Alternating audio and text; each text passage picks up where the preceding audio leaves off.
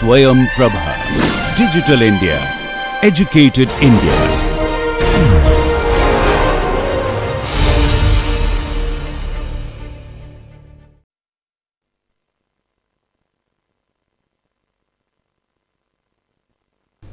Sir, I have two questions for you.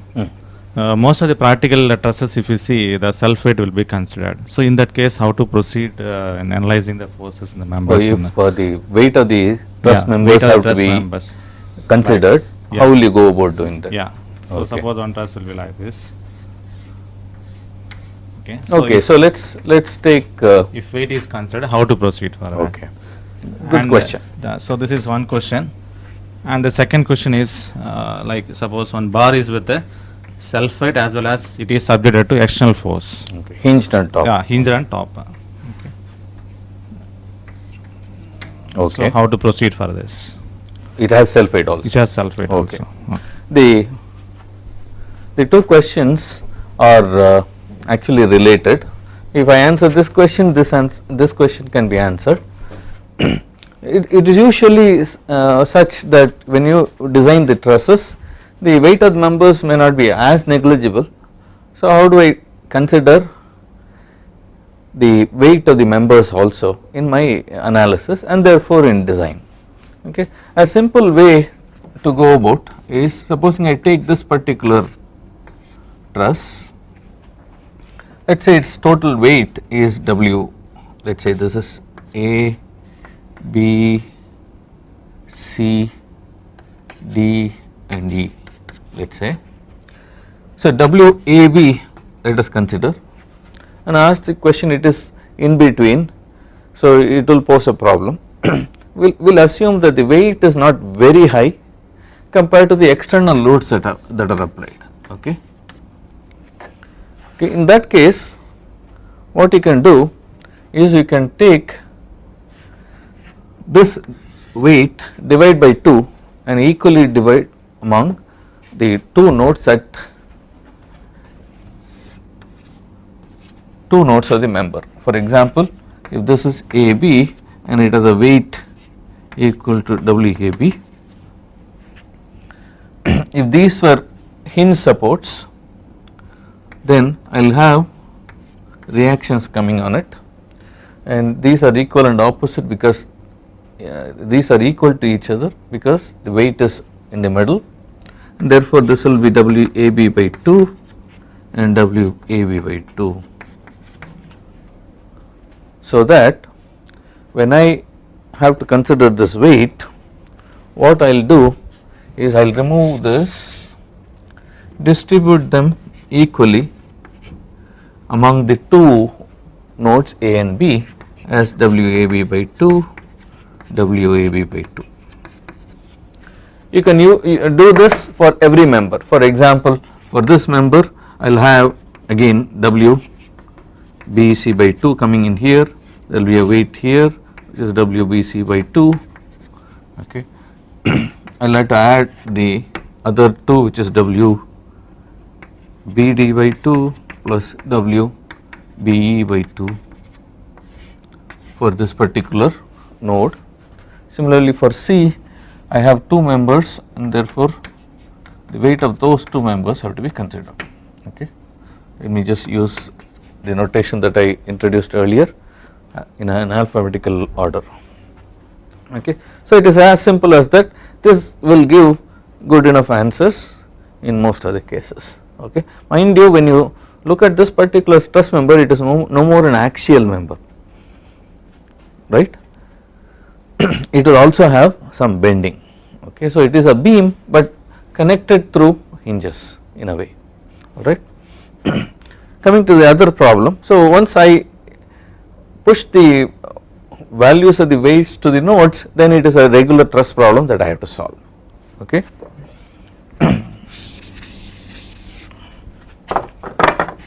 Looking at 2 is also simple. I have something like this.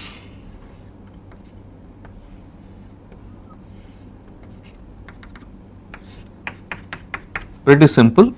If I have a force F acting on it, also a self weight, okay. Let us say this is AB axial freight is WAB. You can do very similar to what you have done here in order to consider this like a truss member. Okay. Now let me just make it a little more complicated and ask this question. Okay. This is a pet question of mine that will introduce certain doubts in the mind which eventually can be addressed. So let us say I have a link,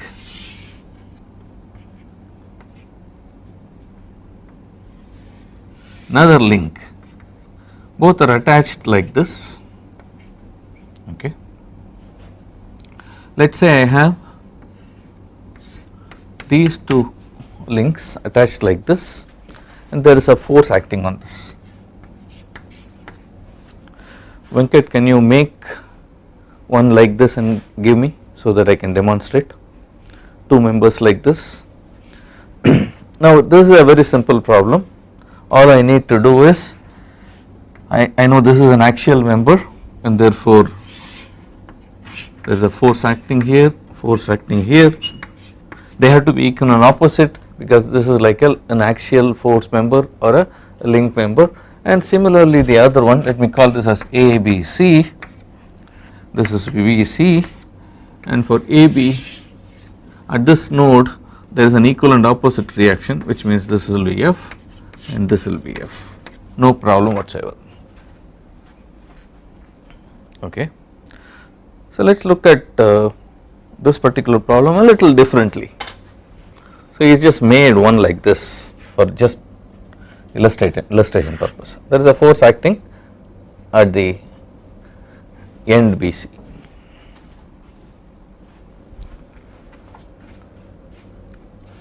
Okay. So this is A, B and C. So if there is a force acting like this downward, then I can resolve like this. What if there is a force acting like this? What really happens is if I hold it like this and pull it like this, you can see that the force automatically moves the member along the line of the force. Okay. So let me make it even more difficult.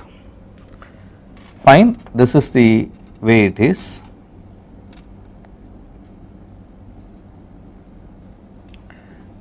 Now instead of a force acting downward like this, there is a force acting upward like this. And if I ask the question, what is the force in the members? Well, that is not very difficult. I just have to put this force in the opposite direction, F, equal and opposite, which means it will be acting like this, equal and opposite, which means it will be acting like this, equal and opposite, which means it is acting like this. Problem done. But if you notice carefully, if I apply that kind of force, it is perfectly alright as long as it is along the axis of both of them. But if I apply a little inclined way, it starts to, right, you can see it just goes. As long as it is completely axial, there is no problem, but even a small angle is enough for it to collapse, or in other words, for a small angle is enough for it to become a mechanism. Okay. But how is it that I am able to solve this problem? Well, is it in equilibrium? Definitely yes, it is in equilibrium.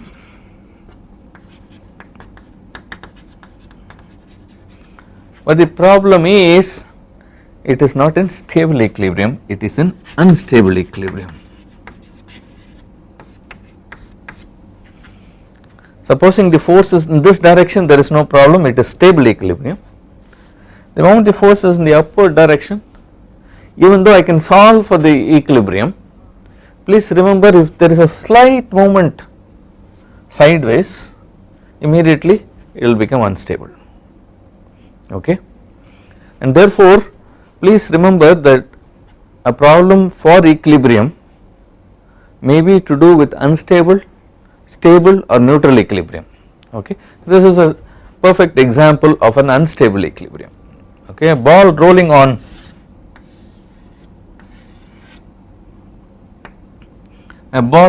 the ground, is in the state of neutral equilibrium. Okay, I still will be able to find out if this is the mass, I will still be able to find out what will be the reaction on that particular rolling bar. Alright. Another interesting example is this, which is a wheel. This is a wheel, okay, and let us say it is rotating with a angular acceleration, angular velocity omega. Okay. At this point, can I find out the force